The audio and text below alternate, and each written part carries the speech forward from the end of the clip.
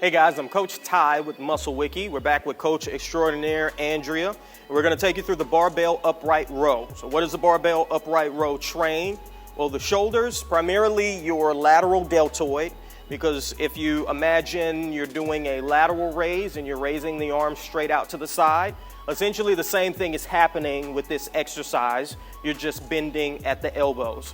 So think about the same difference between a dumbbell bench press and a pec fly. The only real difference in what's happening is at the elbow. The shoulder joint is doing the exact same thing. So again, primarily the lateral deltoid, and then secondarily your upper traps, the upper fibers of your traps. It's very natural to do a little bit of shrugging and to pull your scapula upward as you're performing this movement, so you can also get some traps. If you want to keep your traps out of it, try to keep your scapula depressed and pulled down. If you are okay with getting your traps involved, and you may as well kill two birds with one stone, go ahead and allow your scapula to move upward so you get a little bit of extra trap action.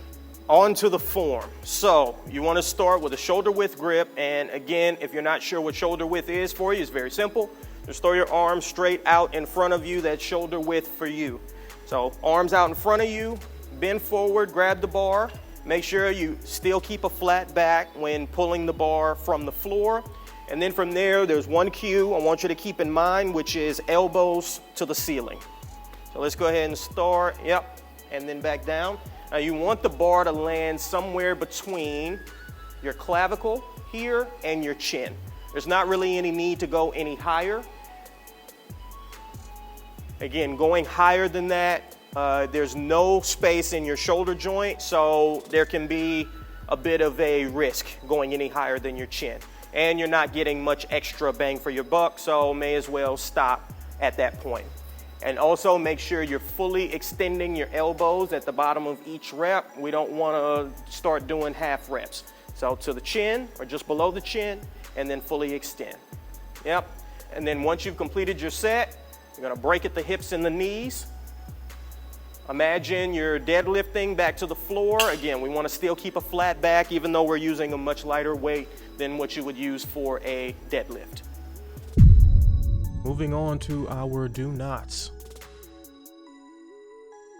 Number one, short range of motion. So we talked about this a little bit earlier in the video, where we're not extending the elbows fully. This is kind of the opposite thing, where we're not quite getting the bar high enough. I'm only getting to my rib cage here. We want to pull higher than that and make sure we fully extend the elbows on each rep. Here is bouncing or using too much momentum. We always talk about this. We want to make our muscles do the work and not physics. A little extra bounce on that last one. And then our final do not, pulling the bar too high. You see me pulling all the way to the tip of my nose. Again, basic cost benefit analysis. You're not getting much extra benefit for the added cost of putting your shoulder in a very awkward position. So we'll stop it there. All right, that's the upright row. Thank you guys as always for listening. Please like, comment, subscribe. Let us know what you want to hear from us next, and we'll see you with the next one. Peace. Deuces. Primarily the shoulders. Can we get a second take? Knock the mic off.